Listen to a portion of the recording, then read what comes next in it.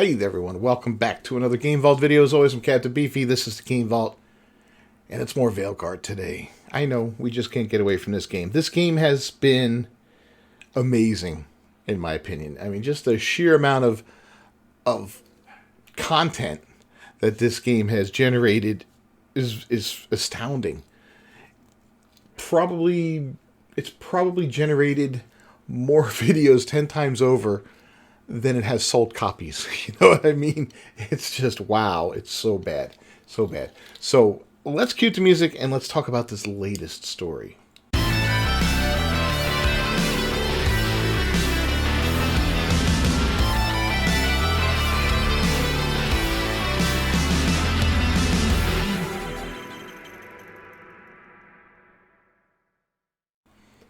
Alright, so it looks like unhappy Dragon Age, the Veilguard players reportedly demand refunds in droves. Oof.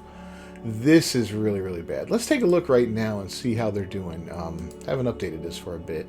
Okay, 51,000 players right now. It's, Saturday, 7 p.m. roughly, and the all-time peak was 59,000. Still 39,000, or 30,000, I'm sorry. Less than last week's, peak, and that was the highest it's been. I don't think it's ever going to get any higher than that. In fact, I can pretty much put money on that. So, yeah, the game's a failure. It never topped 100,000 for a game that spent 10 years in development. I'm sure it was a couple $100 million to put together. This is a fail.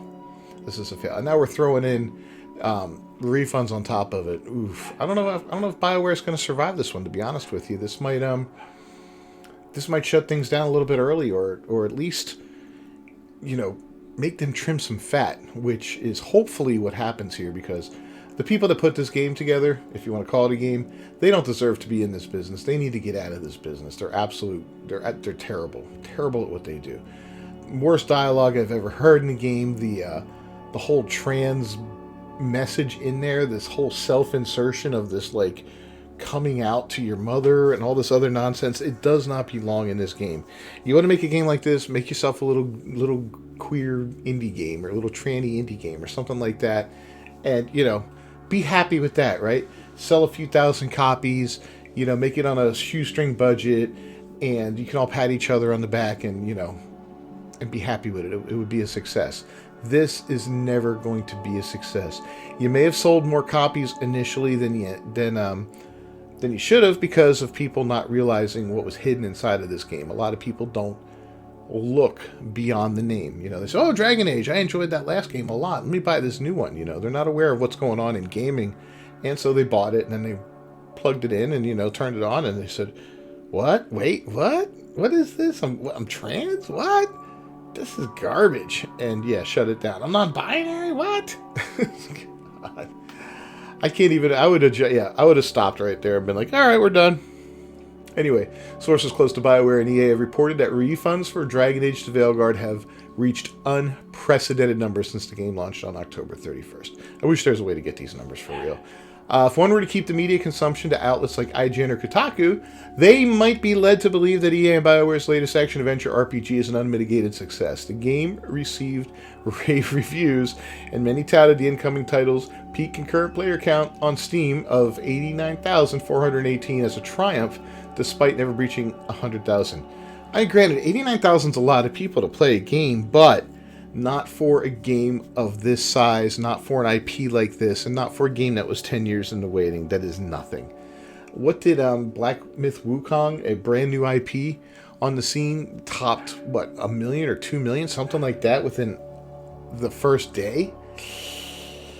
Yeah, this is bad. Anyway, however, sources close to the game's development have been coming out of the woodwork to spill the story of what's reportedly going on to prominent independent YouTube personalities. Simply put, it's not looking good for the once popular studio. So, sources close to the game's development.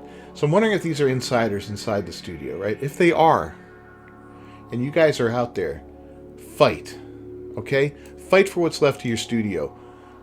Talk to the powers that be in that studio and push to get the people that are working there, that created this monstrosity, the ones that pushed all their agendas in there, all their nonsense, push to have them ousted and replaced with simple developers that just want to make good games.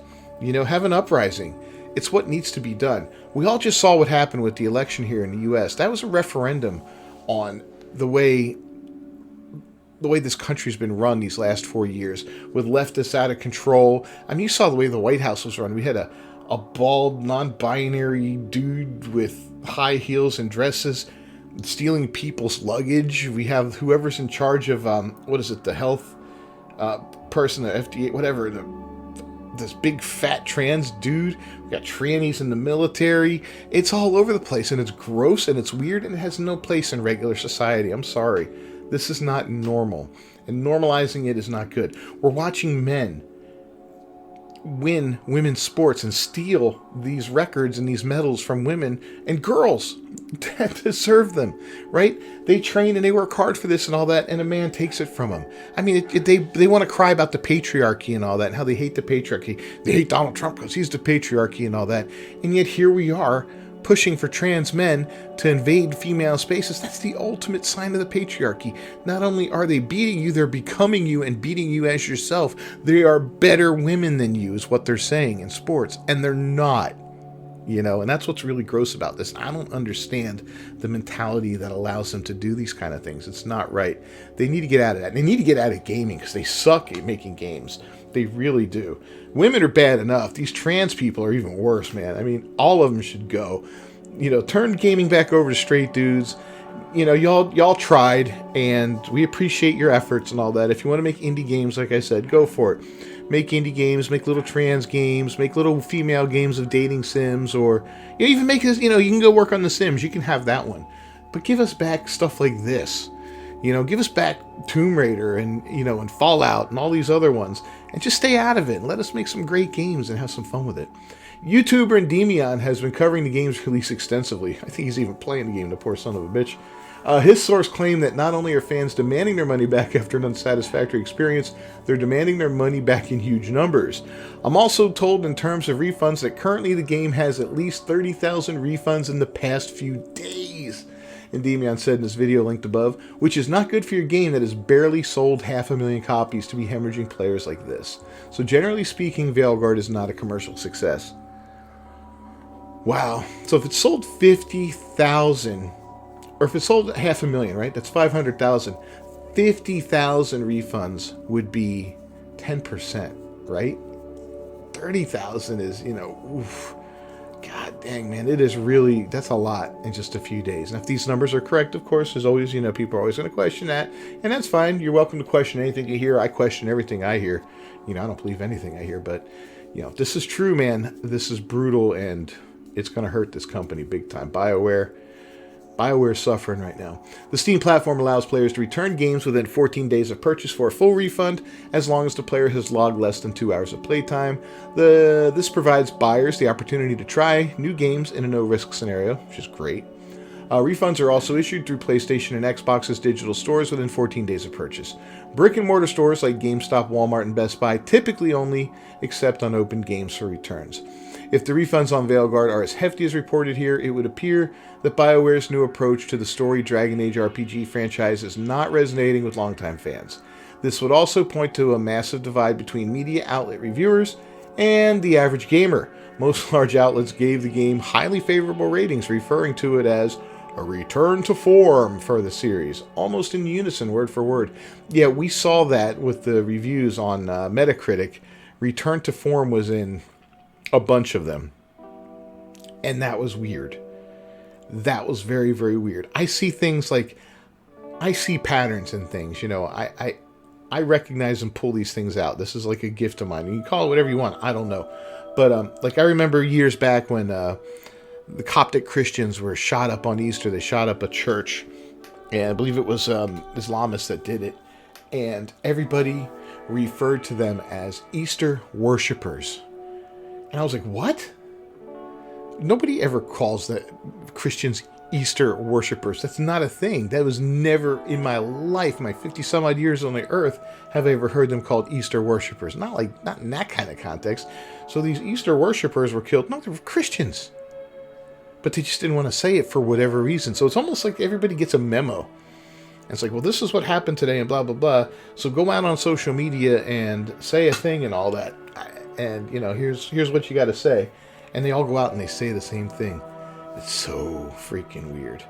All right, well, here's a review from Marcus Waters. Dragon Age: The Veilguard is an insult to longtime fans. It feels like a Fortnite season. I've been saying that, with its light tone and forced humor. A far cry from the dark, gritty atmosphere of Dragon Age Origins. An 8/10 for how intense and immersive fantasy can be. Veilguard barely reaches a 2/10 by comparison. The game goes out of its way to be inoffensive. There's no real conflict, no tension, nothing compelling. The villains are generic with no complexity or purpose beyond being evil. Soulless shows up, but only briefly, leaving the rest of the cast to carry a flat, uninspired plot. Visually, the maps and areas look good. I'll give them that. But exploring them is miserable. The puzzles are straight out of a kid's game, boiling down to fetching orbs to unlock paths. It's as if Bioware either threw these in at the last minute or expected fans to have no critical thinking skills. The map layouts feel more suited to an Overwatch map than an RPG, with nonsensical traversal elements like climbing trellises or zipping across lines that don't fit the settings or add any depth to exploration. The combat is the game's lowest point. It's a hollow imitation of God of War style. Stripped of any depth, combat mechanics are boiled down to a repetitive cycle of dodge, parry, hit, and spam the same spell combos endlessly. There's no reason to experiment because one combo does it all.